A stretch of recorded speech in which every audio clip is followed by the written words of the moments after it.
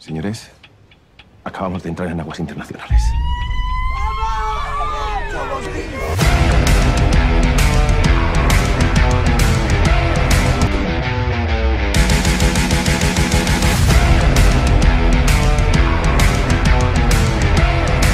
Bonsoir à tous et soyez les bienvenus pour cette nouvelle petite vidéo critique qui sera consacrée à la saison 3, voire même à la partie 3 de la série La Casa de Papel. Et donc cette vidéo sera aussi une critique, mais aussi à répondre à une question que je me pose, voire même que certaines personnes se posent, à savoir si cette saison 3, voire même cette partie 3, est sans doute la saison de trop. Pourquoi la saison de trop? Parce que les deux premières parties, enfin les deux premières saisons ont été parfaitement excellentes et on n'imaginait pas qu'il y aurait une suite, mais vu que ça a été racheté par Netflix, il y aura forcément une suite. Et sachez que cette critique ne contiendra pas de spoil, jusque là vous êtes tranquille, vous êtes parfaitement en droit d'être d'accord ou non avec mon avis personnel, et qui est tout à fait normal que vous pouvez le dire dans les commentaires, et soyez respectueux de tout. Bref, donc cette saison 3, que vaut-elle?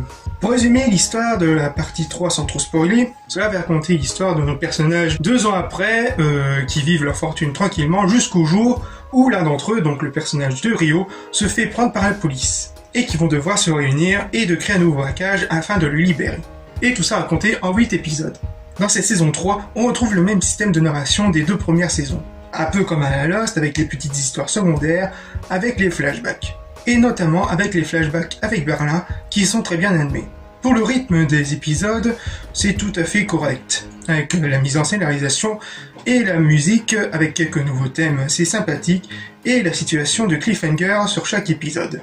Oui, après, je peux pas admettre qu'il y ait aussi des facilités scénaristiques. Quand je veux dire par là des facilités scénaristiques, c'est que la saison 1 et 2 avaient le même problème. C'est que parfois certaines situations arrivaient comme un cheveu sur la soupe. Mais si on laisse tranquillement notre cerveau en mode pause ou qu'on le pose correctement, ça passe tout à fait parfaitement. On se laisse rythmer par les personnages, mais aussi au niveau de l'histoire.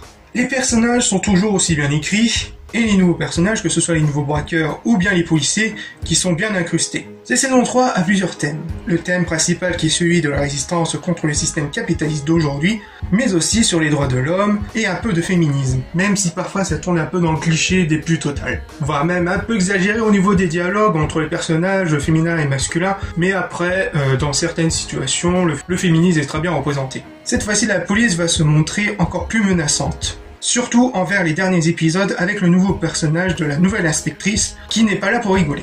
Ah, pour tous ceux qui ont cru que Jules allait participer à la Casa de Papel, sachez qu'il ne l'est pas. Rassurez-vous, il a seulement participé pour un coup marketing de Netflix. Et donc, pour répondre à cette question, est-ce que cette saison 3 est la saison de trop? Pour ma part, non. Cette saison 3 sera la clé pour cette saison 4, à qui j'espère sera la fin. Après, on verra comment ça va se passer au niveau de l'histoire de la saison 4. Pour conclure, saison 3 est une bonne suite en soi, avec certes les mêmes recettes des 2 premières saisons, mais avec de nouvelles objectifs, d'épreuves et de développement de personnages. Donc une saison 3 plutôt correcte, et que j'ai passé tout de même un très bon moment, et hâte de voir la saison 4. Et si je devais lui donner une note, je dirais que c'est une bonne suite sur 20. Sans plus. Et que j'espère que la saison 4 sera la dernière de la série. Après, ça dépendra comment ça va se raconter. Je pense qu'ils vont faire en 2 parties, comme pour la partie 1 et la partie 2, donc la saison 1 et la saison 2. Je pense qu'ils vont faire la saison 3 et la saison 4 en 2 parties. Donc on verra ce que la saison 4 va nous offrir. S'il y aura une saison 5, ça... on verra, tout dépendra de la saison 4. Bref, c'est sous cette chaleur incroyable que je vais vous laisser, je vais me rafraîchir sous la douche. Bref, je vous laisse et à très bientôt pour de futures vidéos. Peace.